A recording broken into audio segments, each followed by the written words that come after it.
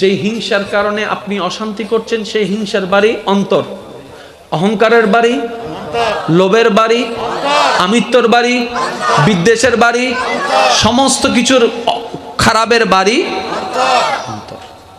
এবার কোন রকম যদি অন্তরটা পরিষ্কার করে ফেলতে পারেন, এটা নিয়ন্ত্রণ হয়ে যাবে, এটা নিয়ন্ত্রণ হয়ে যাবে, এটা নিয়ন্ত্রণ হয়ে যাবে। এবার টোটাল বিষয়টাকে আমি একদম আপনাদের, যেন আলোচকের কাজ হচ্ছে শ্রোতাদেরকে বুঝাই দেওয়া। আমি বলে গেলাম, আপনারা শুনে গেলেন, কোনো কিছুই হলো না, এটা কাজ হবে না। আমলটা তো হতে হবে। তো এই আমলটা হয় কখন? এই আমলটা হয় যখন শেয়ারিটে যেরকম কানেকশনে মিলে ট্রান্সফার হয়, বক্তা এবং শ্রোতাদের দিলের কানেকশন যদি এক হয়, ট্রান্সফার হবে, এটা কাজ হয়ে যাবে। মনে রাখবেন ভাইয়া, মনোযোগ মনোযোগ। চুরি করা ভালো নাকি খারাপ? দুনিয়ার জন্য ভালো নাকি খারাপ? শান্তির কারণ না অশান্তির কারণ? তাহলে যতগুলো অশান্তির কারণ, অশান্তির একটা কারণ হচ্ছে চুরি। এবার চুরিটা কখন হয় দেখেন, 9:20 মোকাররম বাড়ির মোবাইল চুরি হয়েছে। কয়টা 20 মিনিট? জোরে বলেন। তাহলে চুরি যেহেতু হয়েছে, কেউ না কেউ নিয়েছে। কেউই বা হন হাত দিব তো, গরু ন সল ন। আচ্ছা বলেন তো, 9:20 যে মোবাইলটা চুরি হয়েছে, এটা কি 9:20 চুরি হয়েছে নাকি আগে থেকে কিছু শুরু হয়েছে? এবার টোটাল বিষয়কে আমি আপনাদের সামনে প্রেজেন্ট করার চেষ্টা করি, আপনারা শুধু মিলাবেন। সময়ের ঘড়ির কাঁটায় যখন 8টা, আমার ভাই স্টেজে আসছে। 8:15 প্রথম তার নজরটা মোবাইলে পড়ছে। 8:15 নজর পড়ার পর এই নজরের সিগন্যালটা এখানে গেছে। এখানে যাওয়ার পর এখন শুরু হয়ে গেছে, সুন্দর আছে তো, হাই ফেলে তো অর। আশেপাশে এতগুলো মানুষ বসে আছে, আমরা কেউ কিছু জানি না, এটা মনে মনে হাই ফেলে তো সমস্যা নেই, ঠিক না? উজুর তো টিয়া আছে, হালি আর গকিনি বুদরি আতঙ্কি আছে না, আয় হাই ফেলে ই হন্ডা চলত দিয়া জোর হন না হন্ডে, হ্যাঁ মনত কলবত চলত দে। যখন এখান থেকে সেই পারমিশনটা পাস হয়ে যায়, সিগন্যালটা চলে যায় এখানে। এবার এই জায়গার জ্ঞান বাবু, ব্রেন বাবু প্ল্যানিং করা শুরু করে, কখন খাবে, কেমনে খাবে, কোন পদ্ধতিতে খাবে। তখন ঘড়ির কাঁটায় 9টা। কয়টা? শুরু হয়েছিল 8টা, জোরে বলতে হবে 8টা। 9টা যখন বাজে, ব্রেন বাবু সিগন্যাল দিচ্ছে, যখন মোকাররম বাড়ি চলে যাওয়ার টাইম হবে, সবার সাথে মোলাকাত করবে, তখনই আমি কাজটা করব। 9টা বাজে ফাইনাল। এবার সে অপেক্ষায় আছে, অপেক্ষায় আছে। কিসের অপেক্ষা? আমি যাওয়ার। আমি যখন যাওয়ার সময়টা আসলো 9:20, ও কিন্তু টাইম নির্ধারণ করে নাই, ও আমাকে নির্ধারণ করেছে। আমি যখন যাওয়ার সময় হলো, ভাইদের সাথে হাত মিলাচ্ছি, হঠাৎ করে 9:20, তখন আমি বললাম কি আমার মোবাইল কই? তাহলে 9:20 যেটা ঘটলো, শুরু হলো 8:15। যদি 8:15 গলা চিপে ধরা যেত ওই ইচ্ছেটাকে, 9:20 চুরির অপবাদ আর আসতো না। এতটুকু কি বুঝতে পেরেছেন? এখন আপনারাই বলেন, জেনা জিনিসটা কি খারাপ না ভালো? আপনারা বলেন না। বিয়ের আগে পর পুরুষ পর নারীর সাথে সম্পর্ক রাখা কি খারাপ না ভালো? তাহলে এই খারাপ জিনিসটাকে কেন হচ্ছে, শুরু কখন? ওই যে কলেজে একদিন দেখেছিল, বিয়ের গায়ে হলুদ অনুষ্ঠানে একদিন দেখেছিল। একটু বুঝেন না, বুঝেন না। কোন একটা বান্ধবীর সাথে, বন্ধুর সাথে বেড়াইতে গিয়ে মার্কেটে দেখেছিল, প্রথমে চোখ গিয়েছে, তারপরে অন্তরের মধ্যে ফুল ফুটেছে, এবার সেই ফুলটাকে বাস্তবায়ন করার জন্য ব্রেইনে প্ল্যানিং করেছে, এরে ধরে তারে ধরে, ওইখানে দাঁড়ায়, রিক্সার পিছনে দাঁড়ায়, এখানে দাঁড়াই, ওখানে দাঁড়াই, এমনে করে তেমনে করে, তেমনে করে তেমনে করে, তেমনে করে তেমনে করে, তেমনে করে করে করে করে করে। এবার বলেন ব্রেইন আগে চলেছে নাকি হাত আগে চলেছে? জোরে বলেন না। তাহলে হাত কন্ট্রোল, যদি ব্রেনটাকে কন্ট্রোল করেন, যদি ব্রেন কন্ট্রোল, মনটাকে কন্ট্রোল করেন, মন কন্ট্রোল, যদি চোখটাকে কন্ট্রোল করেন, তাই তো আল্লাহ কোরআনুল কারীমে পর্দার যে বিধানের আয়াতটুকু বলেছে, শ্রদ্ধার সাথে বলছি, মাইকের আওয়াজ যতটুকু যাচ্ছে, যেহেতু বলনেওয়ালা আল্লাহ, নিশ্চয়ই অনেক হিকমত আছে। আপনি শুধু আয়াতটাকে একটু পড়ে দেখুন, আল্লাহ সেই যে আয়াতে নারীদের পর্দার কথা বলেছেন, নারীদের কথা বলেছেন পরে, পুরুষের নজরের পর্দার কথা বলেছেন আগে। ইয়া রব্বে করিম, নারীর পর্দার কথা বলে পরে বললা, পুরুষের চোখের কথা তুমি আগে বললা কেন? রব্বে করিম বলে, পুরুষ যদি নিজের চোখকে কন্ট্রোল করতে পারে, আমি রবের ভয় দিয়ে এই পৃথিবীতে দর্শন নামের কোনো শব্দ আর থাকবে না, জেনা নামের শব্দই উঠে যাবে। এবার আপনারা বলেন, বেশিরভাগ ক্ষেত্রে অন্যায় কাজ যেগুলো আমরা নোংরা কাজ বলি আর কি, মেয়েরা বেশি আগায় নাকি ছেলেরা আগায়? না আপনারা বলেন, আমি শুনতে চাই। কে পিছনে পিছনে কে দৌড়ায়? আরো জোরে। রোদে শুকায় বৃষ্টিতে ভিজে কে? কলেজে দৌড়ায় কে? রিক্সার পিছনে কে? মোবাইল নাম্বার কালেকশন করার পরিশ্রম করে কে? ও ছেলে করো কেন? কই এখানে লাগছে তো, এখানে লাগছে তো, এখানে লাগলা কেমনে? কই দেখলাম যে, তো দেখাটাকে যদি কন্ট্রোল করে ফেলা যেত। তাহলে আল্লাহ পাক কিন্তু কোরআনে সেই আয়াতটাকে এভাবেই বিশ্লেষণ করেছেন। আমরা আসলে কোরআন পড়ি ঠিকই, কোরআনটাকে বোঝার চেষ্টা করি না। এবার আপনারাই বলেন, আমাদেরকে বানালেন কে? তো উনি তো ভালো জানে কোন স্ক্রিপ্ট টাইপ দিলে কি হবে, উনি তো সিস্টেমটা ভালো জানে, কিভাবে সেটিং করলে বান্দাগুলা ভালো থাকবে। ওই সেটিংটাই আল্লাহ জানাই দিয়েছেন কোরআন এবং হাদিসের মাধ্যমে। বলেন না সুবহানাল্লাহ। এখন যদি টোটাল বিষয়কে এক জায়গায় করেন, একটা কথাই বললে আপনারা বুঝতে পারবেন, একটা হচ্ছে ধর্ম, একটা হচ্ছে মানুষ। একটা হচ্ছে ধর্ম, একটা হচ্ছে, আর একটু জোরে বলেন, একটা হচ্ছে ধর্ম, একটা হচ্ছে মানুষ। ধর্মের মানুষের দরকার নাকি মানুষের ধর্মের দরকার? ধর্মের মানুষের কোনো দরকার, কারণ ধর্ম তখনও ছিল যখন কালিমা পড়নেওয়ালা একজন ছিল, ইসলাম তখনও ছিল যখন আজান প্রকাশ্যে দেওয়া যেত না, ইসলাম তখনও ছিল। তাহলে ইসলামের আমাদের দরকার নাই, কিন্তু আমরা মানুষ হওয়ার জন্য একটা গাইডলাইনের দরকার, আর ওই গাইডলাইনের নামে হচ্ছে ইসলাম। কিভাবে করব, কিভাবে করব না, কিভাবে চলবো, কিভাবে চলবো না, এই যে গাইডলাইন, ইটস কল ধর্ম, ইটস কল রিলিজিয়ান, এটার নামই ইসলাম। এবার বলেন, আমি শুধু একটা প্রশ্ন করব, আপনারা একটু আমাকে বুঝে শুনে উত্তর দিবেন। বিরক্ত হচ্ছেন ভাইয়েরা? এদুন মানুষ কিল্লে ইস্তেলে গুন্দে ফলর হাসে, আয় তো নবুজির হদ্দি আয় জনের পরে তারপরে আইবেন দে, এখন আর 900 নবাই এনে বাজে বোম মারামারি চলিব দেখানা বাদ হষ্ট অন্য হন। এবার আমি একটা প্রশ্ন করছি, নিজের মনটাকে একটু নরম করে উত্তরটা দিবেন। আল্লাহর প্রিয় বান্দা হওয়ার ইচ্ছা আছে না নাই? একটু দিল থেকে বলবেন প্লিজ, একটু দিল। আপনার রবের প্রিয় বান্দা হওয়ার ইচ্ছা আছে না নাই?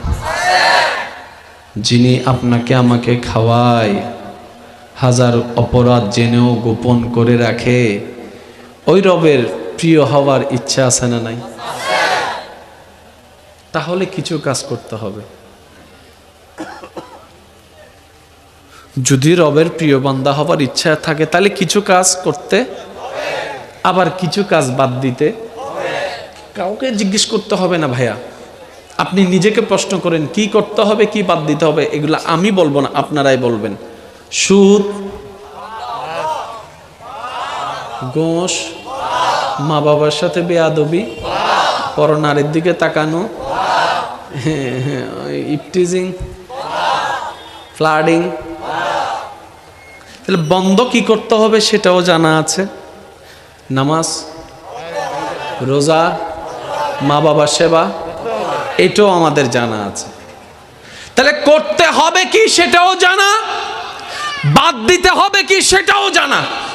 পারি না কেন প্রশ্ন যদি করা হয় সবাই বলবে শয়তান মাসুদ, শয়তানে গুপ্ত নদদ। এটাই তো আমাদের দাবি, এটাই তো আমাদের কথা যে শয়তান আমাদেরকে করতে দেয় নাই। শুনলে অবাক হবেন, এখানে শয়তানের কোনো দোষ নেই। এখন তোলে কি আর দোষ না এবেলাইও একজন আর একজনের মারি নাক ফুটে বলি পুলিশে হারে দর্জি মানুষরে নাকি শয়তানরে মানুষই হব দে স্যার আর কোনো দোষ क्या দিন শয়তানে গোসা লাগাই দিয়ে দে, শয়তানে কি লাগাই দিয়ে দে তো পুলিশে হব দে ইতার দাঁতম মিদ্যে তোর আতর সাপ শয়তানের আতর হনো সাপ তুই তো হদ্দ স্যার আইন অগরি ভিতরে তোর শয়তানে গুতে দিতে তাহলে মারি দিয়ে দে সারা হদ্দ গোসা হন দিয়ে না তো ন লাগে মাইজি হনেন হ আই আথার আর ওলহার আর গুসা মাইজি হনে আয় শক্তি দিয়ে হনে আয় দা শয়তানা হাত দিয়া কেন এই কনসেপ্ট গুলো যদি বুঝতে পারি আমাদের সবকিছু ইজি হয়ে যাবে। তো মনে রাখবেন শয়তান বান্দা আল্লাহ, আল্লাহ বান্দা শয়তান। আরেকটু ইজি করে বলি, স্রষ্টা মানুষ শয়তান।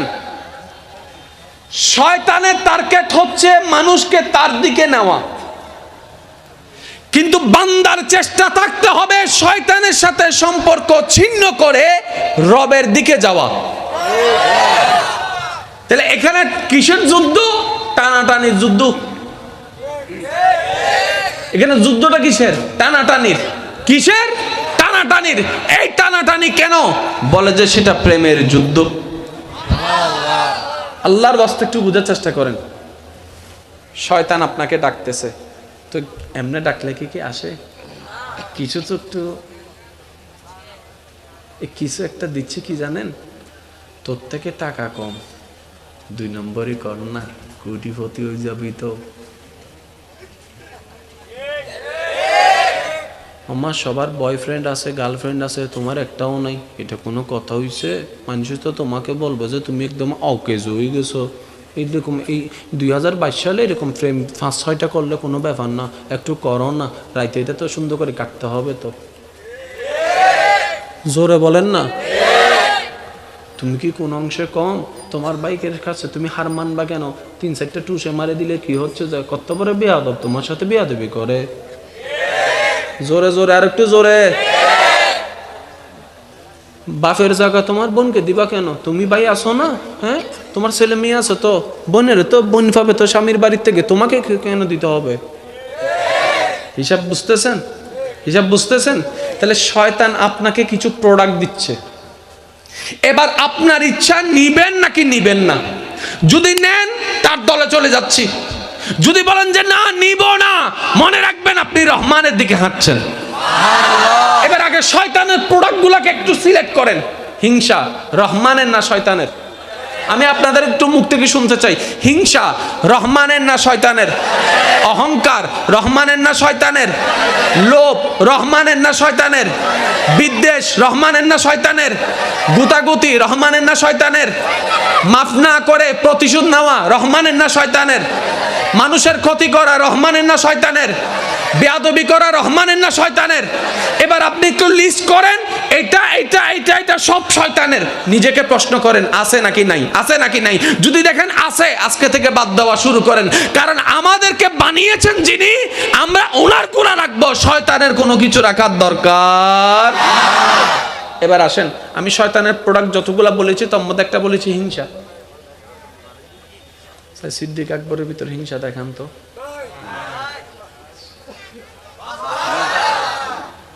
লোভ শয়তানের প্রোডাক্ট, স্যার দেখান তো ইমাম হোসেনের ভিতর লোভ। বেয়াদবি শয়তানের প্রোডাক্ট, দেখান তো ইমাম হযরত বাইজিদ বুস্তামির ভিতর বেয়াদবি। আর একটু জোরে জোরে বলেন না। অহংকার শয়তানের প্রোডাক্ট। দেখান তো মৌলা আলীর ভিতর কোনো অহংকার? মনে রাখবেন, আল্লাহর প্রিয় বান্দার নাম ভিন্ন, চেহারা ভিন্ন, চরিত্র সবার, আর একটু জোরে বলতে হবে, চরিত্র সবার, কোয়ালিটি সবার, ব্যবহার সবার এক। এবার আপনাকে শুধু একটা কোনো সমস্যা, হ্যাঁ কোনো সমস্যা, আপনারা কি বিরক্ত হচ্ছেন? আচ্ছা, কেউ যদি আমাদের বাপকে গালি দেয়,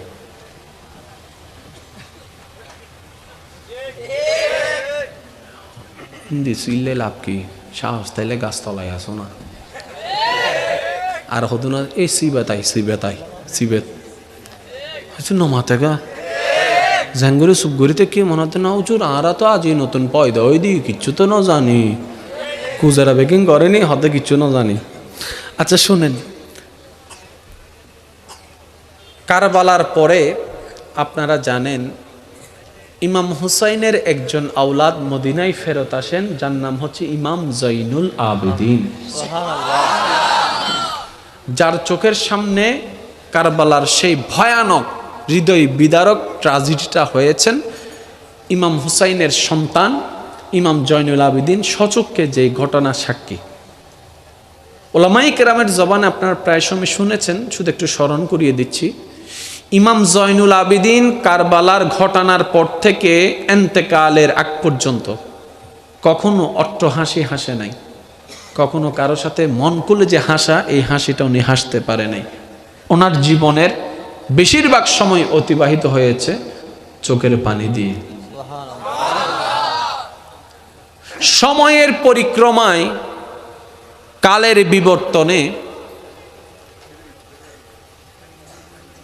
এজিদ বাহিনীর পক্ষে যুদ্ধ করা, ইমাম হুসাইনের বিপক্ষে যুদ্ধ করা একজন সৈনিক জান বাঁচানোর চেষ্টায় নিজ দেশ থেকে পালিয়ে মদিনাতুল মুনাওয়ারা শরীফে চলে আসে।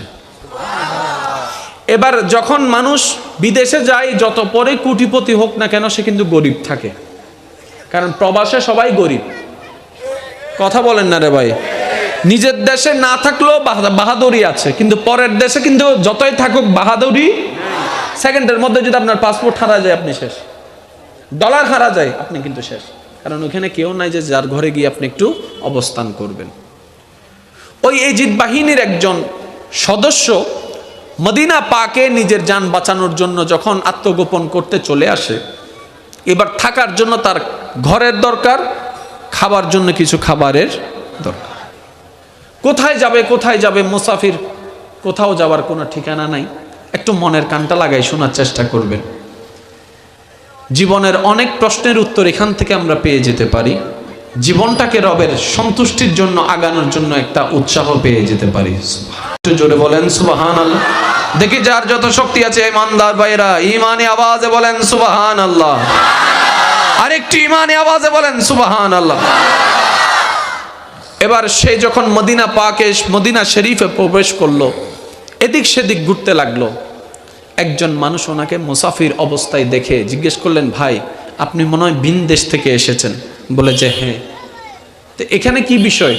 বলে যে আমি কিছুদিন এখানে থাকবো, কিন্তু থাকার জন্য কোনো ঘর, কিন্তু কোন একটা কিছু যে দিব এরকম টাকাও আমার কাছে কোনো সামর্থ্য নাই, কিন্তু মেহমানদারি দরকার, থাকার জন্য ঘর দরকার, খাবারের জন্য খাবার দরকার। তখন ওই মদিনাবাসী বললেন, চলেন আমার সাথে, আপনাকে থাকার ব্যবস্থা করে দিচ্ছি। এবার উনি একটু আশ্বস্ত হলেন যে না, থাকার জন্য একটা ঘরের ব্যবস্থা হয়েছে।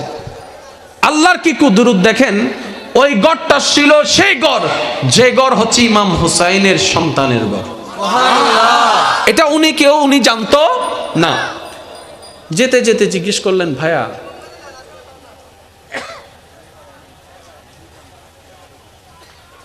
এবার যেতে যেতে উনি জিজ্ঞেস করলেন, ভাইয়া আমি কার ঘরে যাচ্ছি? বলে যে রসুলের আওলাদ ইমাম হুসাইনের ছেলের ঘরে। এই কথাটা শোনার সাথে সাথে চোরের মন, সে তো ইমাম হুসাইনের বিপক্ষে যুদ্ধ করেছিল। এবার মনের ভিতরে একটা ছটফটানো শুরু হয়েছে, আমি তো চিনতে পেরেছি উনি তো সেই জন যিনি কারবালায় ছিল, যদি আমাকে চিনে ফেলে তাহলে তো অবস্থা শেষ, জান বাঁচানোর ভয়ে চলে আসলাম, এখানেই জানটা চলে যাবে, মনের মধ্যে এই কল্পনা। গেলেন ইমাম জয়নুল আবেদিন আলে রসুল, সুবহানাল্লাহ, ওনাকে সাদরে গ্রহণ করলেন, নিজে না খেয়ে ওনার মেহমানদারির ব্যবস্থা করলেন, নিজের জায়গাটা ওনার জন্য থাকার ব্যবস্থা করে দিলেন। এইভাবে মেহমানদারি করতে লাগলেন, যতটুকু ওনার পক্ষে সম্ভব মেহমানদারি করতে লাগলেন। এবার আপনারাই বলেন, মানুষ যতই খারাপ হোক না কেন দিন শেষে কিন্তু গিল্টি ফিল কাজ করে, অনুশোচনা কাজ করে, লজ্জাবোধ কাজ করে। যেমন রাগ যখন উঠে হাজার কিছু বলে ফেলি, রাগ যখন ঠান্ডা হয় তখন কিন্তু মনের ভিতরে একটা লজ্জা লাগে, না আসলে এভাবে বলাটা ঠিক হয় নাই, এভাবে করাটা ঠিক হয় নাই, একটা লজ্জাবোধ। এটা হচ্ছে মনুষ্যত্ববোধ। বিরক্ত হচ্ছেন না তো আপনারা? যতই উনি মেহমানদারি পাচ্ছে কেমন যেন ওনার গালের মধ্যে জুতার বাড়ি পড়ছে এমনই অনুভব হচ্ছে। কার সন্তান আমাকে এমন মেহমানদারি করছে চিনে না জানে না, যার বাবাকে আমি হত্যা করেছি, ভিতরে একটা লজ্জাবোধ কাজ করছে। 3 দিন থাকার পরে উনি ওই ঘর থেকে বিদায় নিতে যখন নিচ্ছেন, তখন ইমাম হুসাইনের আওলাদ ইমাম জয়নুল আবেদিন ওনার পথ খরচের জন্য সামর্থ্য মতো ওনাকে কিছু টাকা দান করেন। একদিকে থাকার ব্যবস্থা করে দিল, নিজে না খেয়ে খাওয়ার ব্যবস্থা করে দিল, আবার আসার সময় কিছু পথ খরচের টাকাও ব্যবস্থা করে দিল। এবার প্রত্যেকটা ভালো কাজ ওনার জন্য, ওই ব্যক্তিটার জন্য একটা মেন্টালি ভাবে টর্চার হওয়া শুরু করছে লজ্জাবোধের কারণে।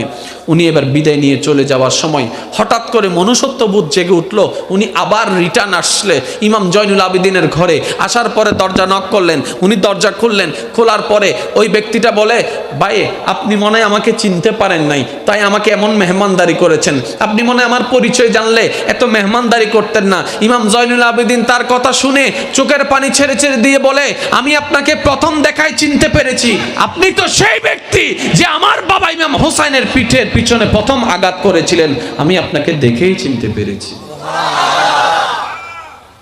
আপনি আমাকে চিনতে পেরে পরও এত মেহমানদারি আপনি করেছেন? হ্যাঁ। ঘরের মধ্যে রেখেছেন? হ্যাঁ। আমরা হলে তো সেটা করতাম না, আপনি করলেন কেন? ইমাম জয়নুল আবেদিন কি উত্তরটা দিয়েছেন দেখেন, ওই দিন যেটা তোমরা করেছিলা সেটা তোমাদের মেহমানদারি, আজকে যেটা আমি করেছি সেটা নবী বংশের মেহমানদারি। আপনি আমি না সেই নবীর উম্মত? ওনারা বিশ্ব জয় করে দিয়েছেন হামলা দিয়ে নয়, মোহাব্বত দিয়ে। মনে রাখবেন আজকে আমার কথা, যে 2-1 আমাকে ভালোবাসে, আমি তাদের কাছে একটা শ্রদ্ধার সাথে একটা কথা শেয়ার করতে চাই। আমাকে যদি ভালোবেসে থাকেন, প্রতিশোধ নেওয়ার শান্তিটা সাময়িক, ক্ষমা করে দেওয়ার শান্তিটা অনন্তকাল। আপনি যখন প্রতিশোধ নেবেন 2 মিনিট, 5 মিনিট, 10 মিনিট আপনার একটা স্যাটিসফ্যাকশন কাজ করবে, 1 সপ্তাহ পর সেটা আপনার আর মনে থাকবে না, ওই রকম ফিলটা কাজ করবে না। যদি আপনার সামর্থ্য থাকা সত্ত্বেও আপনি তাকে মাফ করে দিতে পারেন, আজীবন আপনার অন্তরে যখনই কথাটা স্মরণ পড়বে আপনার অন্তর প্রশান্তির ছোঁয়ায় ভরপুর হয়ে যাবে। এমনও হতে পারে আপনি যখন আল্লাহর দিকে তাকিয়ে আল্লাহর বান্দাকে মাফ করে দিবেন, আল্লাহ হয়তো আপনার সারা জীবনের গুনাহও মাফ করে দিতে পারে। কনসেপ্টগুলো আমরা শিখি না, আমরা বুঝি না। আচ্ছা, চিল্লাইলে তো নিজের লস। প্রেশার তো আমারে না বাড়ে, প্রেশার ওষুধ তো আমারে না খাওয়া লাগে, তো তার উপর চিল্লাই তো লস আমারে না হচ্ছে। তা আমরা তো লস চাই না, আমরা না লাভে বিশ্বাসী, তাই তো 5 টাকার মাল 10 টাকায় বিক্রি করে দিচ্ছি, লাভে বিশ্বাসী।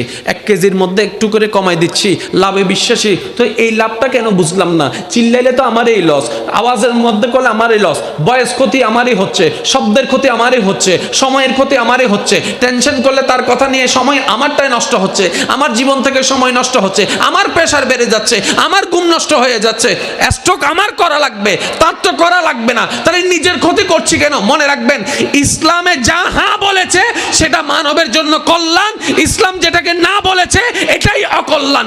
ইসলাম যেটাকে না বলেছে শয়তান সেগুলোকে হ্যাঁ বলেছে। ইসলাম বলে যে অহংকার করিও না, শয়তান বলে অহংকার করো। ইসলাম বলে রাগ করিও না, শয়তান বলে রাগ করো। এবার আপনার আমার সিদ্ধান্ত, নিব কোনটা, ইসলামেরটা নাকি শয়তানেরটা? নেওয়া দরকার ইসলামেরটা, নিয়েছি শয়তানেরটা। দিন শেষে লস আমাদের, দুনিয়াতেও ক্ষতি, পরকালেও ক্ষতি। আর কত?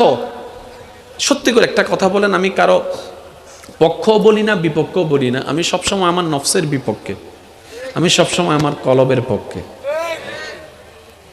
আমি অযোগ্য, আমি গুনেহগার, আমি একদম নালায়েক। আপনাদেরকে বলার মাধ্যমে নিজেকে বলছি মূলত। একটু খেয়াল করবেন, আল্লাহর প্রিয় বান্দা হওয়ার ইচ্ছা? সত্যি সত্যি ইনশাল্লাহ বলেন না, মন থেকে বলেন, কারণ মনের ডাকটা কিন্তু রবের কাছে তাড়াতাড়ি কবুল হয়ে যায়। I love you, I love you, I love you, I love you, I love you, I love you, I love you সারাদিন বললে কাম। আগে চোখে চোখ তো রাখেন,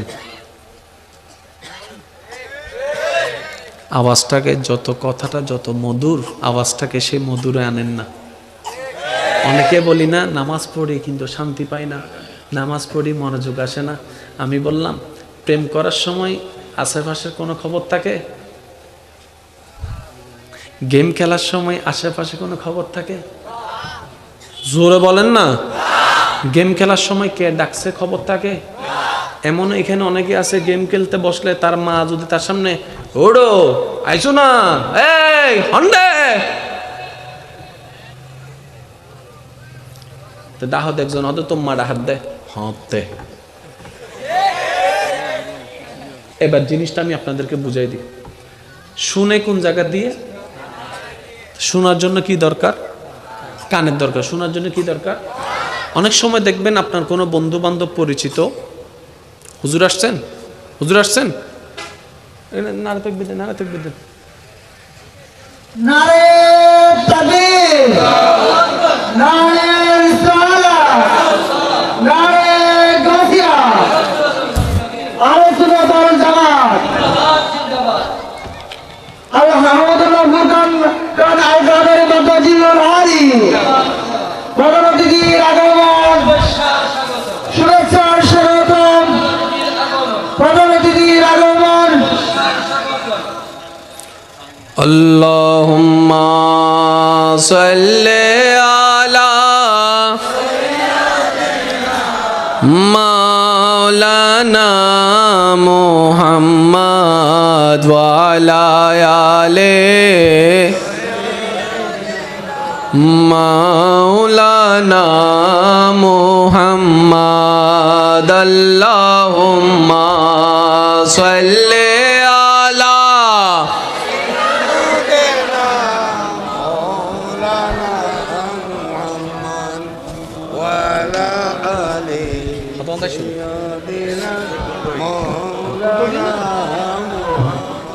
নাই আওয়াজিবে নয়, সিডেঙ্গে আওয়াজ। একবার দরুদ শরীফ পড়ুন চাই সিডেঙ্গে আওয়াজে।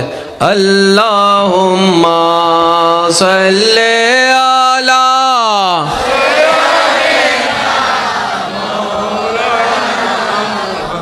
ওয়া আলা আলি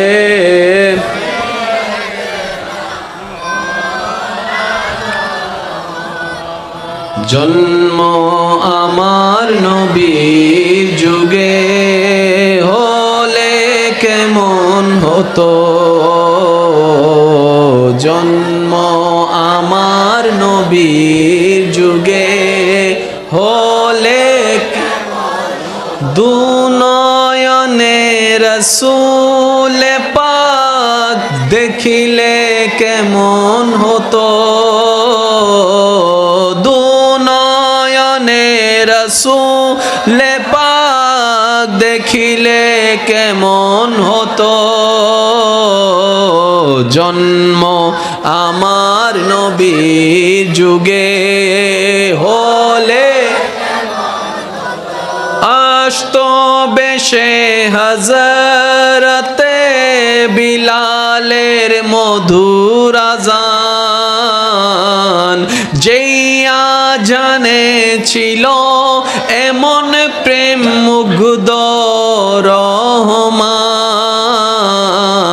দয়াল নবীর পিছে নামাজ পড়লে কেমন হতো দুনয়নে রাসূল পাক দেখিলে কেমন হতো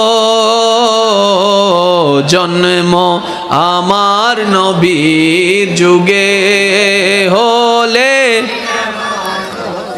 উচ্চ আওয়াজ একবার বলেন মারহাবা। আজকের মাহফিলের সম্মানিত মেহমানে আলা আমার প্রাণপ্রিয় ভাইজান তাশরিফ এনেছেন, স্বাগতম জানিয়ে একবার বলেন মারহাবা। আর একটু জোরে বলেন মারহাবা। আল্লাহ পাক ওনার হাজিরিকে কবুল করুক, আমাদের হেদায়েতের জন্য ওনার জবান থেকে আল্লাহ পাক হেদায়েতের বাণী আমাদের অন্তর পর্যন্ত পৌঁছার তৌফিক দান। প্রিয় ভাই উপস্থিতি, আমি বিদায় নিচ্ছি আপনাদের কাছ থেকে, কথাটা একটু শেষ করে নিচ্ছি যেহেতু ভাইজান উপস্থিত হয়েছেন। আল্লাহর প্রিয় বান্দা যদি হওয়ার ইচ্ছা থাকে, এতদিন যা করার করছি, যেমন করছি, যেভাবেই করছি, এখন অন্তত জীবন একটু ব্রেক লাগা দরকার। জীবনের গাড়িতে একটু ব্রেক চিপে ধরার দরকার, একটু ব্রেক করে পিছনে তাকানো দরকার। আচ্ছা, কাউকে কিছু বলবো না, শুধু একটা কথা বলবো। রাত্রে যখন আজকে ঘুমাতে যাবেন, আমরা যখন ঘুমাতে যাব, সব কাজ শেষ করার পরে যখন শুবেন, শোয়ার পরে একটু চোখ বন্ধ করে নিজের অতীতের লাইফটাকে একটু খেয়াল করবেন, ক্যালকুলেশন করবেন, নিজেরটা নিজে। কাউকে কিছু বলতে হবে না, পাশে যেই থাকুক না কেন কাউকে কিছু বলতে দিতে হবে না, নিজেরটা নিজেই। দেখবো আমরা এইভাবে চিন্তা করলে পুরা জীবনটাই অতিবাহিত হয়েছে, অনেক কিছুই ঘটেছে, কিন্তু টোটাল হিসাব করলে দেখবেন যে জিরো। করে দেখবেন, টোটাল হিসাব করে দেখলে, জোরে বলেন টোটাল কি হিসাব করে দেখলে, তাহলে আমাদের জীবন যদি আমাদের বিবেকের জ্ঞানে জিরো হয়ে যায়, আল্লাহর বিচারে তো আরো বড় খারাপ অবস্থা হয়ে যায়। কোন বান্দা যেন জাহান্নামে না যায়, সেজন্য নবী রাহমাতুল লিল আলামিনের চরিত্র মোবারককে আল্লাহ প্রদান করেছেন। ওই নবীর জীবন চরিত্রে দেখবেন রাগ, হিংসা, অহংকার, লোভ, এগুলোকে মেরে ফেলতে হবে। এখন প্রবলেমটা কোথায় জানেন? মারবো কেমনে? প্রবলেম এই জায়গায় যে মারবো কেমনে। করোনা তুমি বাঁচি বেললে তো 10 কান হারানোর ভিতরে 1 কান পাই। হিংসা তুমি কেন বাচ্চ এজন্য মাথার তো শীত তুমি বাঁচি বেললাই হিংসা তুমি বাচ্চুম কেন মাইলে ফিরে 1 কান জায়গা এন জায়গা ঢুকি দা আত ঢুকেন না বাড়ির ডাক্তারও যাই হইতে ডাক্তার আর মনোমিটিং যে বলি কি আর এখানে পরিষ্কার করি তো না ডাক্তার হয়তো তথ্য হন ঠিকানা তাইলে আর হ এই জন্য মাথা না ঠিক না বে ঠিক। তাহলে পৃথিবীর সমস্ত রোগের জন্য ডাক্তার আছে, এক এক দেশের এক এক ডাক্তার, কিন্তু এমন একটা জায়গা আছে যেটা রোগাক্রান্ত হয়ে গেলে কোন ডাক্তারের কাছে গেলে চিকিৎসা হবে না। আর ওই জায়গাটার জন্য যদি চিকিৎসা করাতে চান তাহলে একটা জায়গায় যেতে হবে, সেটা হচ্ছে নবী রাহমাতুল লিল আলামিনের দরবার। এবার একদম বুঝে শুনে বলি, অনেক হিংসাওয়ালা নবীর কাছে এসেছেন, নবী চিকিৎসা করে দিয়েছেন আল্লাহর হুকুমে, অন্তর হিংসা মুক্ত, অন্তর লোভ মুক্ত, অন্তর অহংকার মুক্ত, অন্তর বিদ্বেষ মুক্ত। এবার যখন সবকিছু নোংরা জিনিস বের হয়েছে, ওনার জবান কন্ট্রোল, ওনার হাত কন্ট্রোল। এই মানুষ কারোর জন্য অভিশাপ হয় নাই, বরং এমন একটা জীবন পেয়েছে। আজকে 2022 সালের মানুষে এসে সিদ্দিক আকবরের জীবনীর নাম শুনে সুবহানাল্লাহ বলতে বাধ্য হয়। সত্যি করে একটা কথা বলেন, বাবার নাম জানা আছে না? আছে যে আসা হ না, বাবার নাম জানা আছে না? দাদার নাম, দাদার বাবার নাম হদ্দ হুজুর আই জানি, আহদ ভাইয়া তুই কেন জানো এনো বুঝছি আর এস তাই নিয়ে দে আচ্ছা ইভেন আর দাদার বাপ তোমার মা তো না, দাদার বাবু দাঁড়া দূরত্ব হ বছর 100 বছর, বেশি তো বেশি, ঠিক না? 100 বছর যে আগে নিজের রক্তর মানুষ নাম জানা চাইবের খবর হন্ডে কি জানি ঠিক না ভাই ঠিক? ওয়া নবীর গো সাহাবা আছিল বলে জিবে বলে নবীর মক্কা তো মদিনা হিজরত গো জীবের নাম মান কি দে ওনার আত্মীয় না কি বে বংশধর না তুই 100 বছর আগরিবের নাম মান অজানো রক্তরি বিবের নাম কা জানো দে হামিলে গজি দে নামিন মন্ত্র অন্ন পরিব না এনে কেন হাম গরিন না চলন না অন্তত আরা জনার পরে 200 বছর পরে যাইয়া যে মানুষ হয় এই জাগাত ওগো মানুষ আসিল ওয়া বহুত আল্লাহ ওয়ালা তো হামগি তো তিনকে এক দিন হয় না এতাল্লাই ওয়া কুনু মাআস সাদিকিন আল্লাহ হইদে ওগো নেককার বন্ধু তোয়াইলো ইবেল্লা তাকতে তাকতে তাকতে দেবে তো গসা লাগতে তুইও নেককার হবি ডর করে হন সুবহানাল্লাহ। একটা জিনিস আমার আবদার থাকবে সকলের কাছে, আজকে থেকে একটা কাজ করবেন, আগামী 3 সপ্তাহ নিজের উপর নিজে পর্যবেক্ষণ চালাবেন, ক্যালেন্ডার নেবেন বা মোবাইল নেবেন, যা নেবেন, এই আগামী 3 সপ্তাহ নিজের জবানকে কন্ট্রোল করার চেষ্টা করেন। অপ্রয়োজনীয় কোনো কথাই বলার দরকার নেই, প্রয়োজন যতটুক বাস অতটুক বলবো, এর বাইরে কয় সপ্তাহ? 3 সপ্তাহ কি বেশি কঠিন হবে ভাইয়া? 1 মাসও কিন্তু বলিনি, 3 সপ্তাহ। আপনি 3টা সপ্তাহ নিজের জবানকে একটু কন্ট্রোল করেন, দেখবেন অনেক সময় হবে কি মনে বলবে হসনো হসনো হসনো হসনো, আসলে কি অনার মনে হদ দেন হইতে হাত দে তিতার হাতা দেখতাম কা ইটা আর হাওয়াই না তেলিতার হাতা ধরার দরকার দেহ বুধ হসনো হসনো অন হইবেললে সব হইবেললে জিব্বা দরকার আই জিব্বে বেড়ে দাঁতল আয় হরাই দর্জি চাই তুই ফাইলে হব নমাতত্ব মনে হদ দে সারি কাদর 3 গান 4 গান উনাই দে শোনা তুই হব 3 সপ্তাহ গরিস দেবে তো তোমার মনে নেন শান্তিও বুধো ভাই, তুই হবে তো মাল্লে ফিরের সহ্য করো না, তোর বড় শান্তি তো সহ্য উনে না। আরেক কেন জোর হন না সুবহানাল্লাহ। এই যে অমানুষ থেকে মানুষ হওয়ার জন্য যে সাজেশনটা দরকার, এই সাজেশনের নামেই হচ্ছে ইসলাম, আর সেই ইসলামের রাহবার হচ্ছে নবী রাহমাতুল লিল আলামিন। সুবহানাল্লাহ। আল্লাহ আমাদের সবাইকে বুঝার তৌফিক দান করুন। চাই সবাই মিলে একটা নাতে রসুল পড়ি, ইনশাআল্লাহ এরপরে বিদায় নিব। নূর वाला नूर लेकर आया है सारे आलम में, ये देखो कैसा नूर छाया है। अस्सलातु वस्सलामु अलैका या रसूल अल्लाह, अस्सलातु वस्सलामु अलैका या, সবাই মিলে কি আওয়াজে আসসালাতু ওয়াসসালামু আলাইকা ইয়া রাসূলুল্লাহ, আসসালাতু ওয়াসসালামু আলাইকা ইয়া। এবার যার যত শক্তি আছে ঈমানি আওয়াজ একবার বলেন সুবহানাল্লাহ, আর একটু মহব্বতের আওয়াজে লাগাই বলেন সুবহানাল্লাহ। এবার বলেন আলহামদুলিল্লাহ, এবার বলেন লা ইলাহা ইল্লাল্লাহ, লা ইলাহা ইল্লাল্লাহ। এবার কষ্ট করে একটু 2 হাত তুলেন, 2 হাত তুলে ঈমানি আওয়াজ একবার বলেন আল্লাহু আকবার, আল্লাহু আকবার, লা ইলাহা ইল্লাল্লাহ মুহাম্মাদুর রাসূলুল্লাহ সাল্লাল্লাহু আলাইহি ওয়াসাল্লাম। সকলের কাছে একটু অনুরোধ, যেহেতু এটা হাঁটার রাস্তা, এখানে হাঁটতে গেলে অনেকের সাথে গায়ের মধ্যে পাও লাগতে পারে, তা আমরা যদি একটু এদিকে এসে বসি তাহলে অন্তত আসা যাওয়ার